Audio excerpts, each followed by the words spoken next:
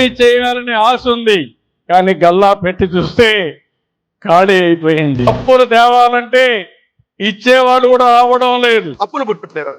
10 నెలల కాలంలో నువ్వు తీసుకొని వచ్చినటువంటి అప్పు ఈ 78 సంవత్సరాల స్వాతంత్ర భారతదేశ చరిత్రలో ఏ రాష్ట్రంలో కూడా 10 నెలలు ఎంత అప్పు చేయలేం. నువ్వు 1,54,445 కోట్లు అంటే 1,55,000 కోట్లు అప్పు చేసావు 10 నెలల కాలంలో.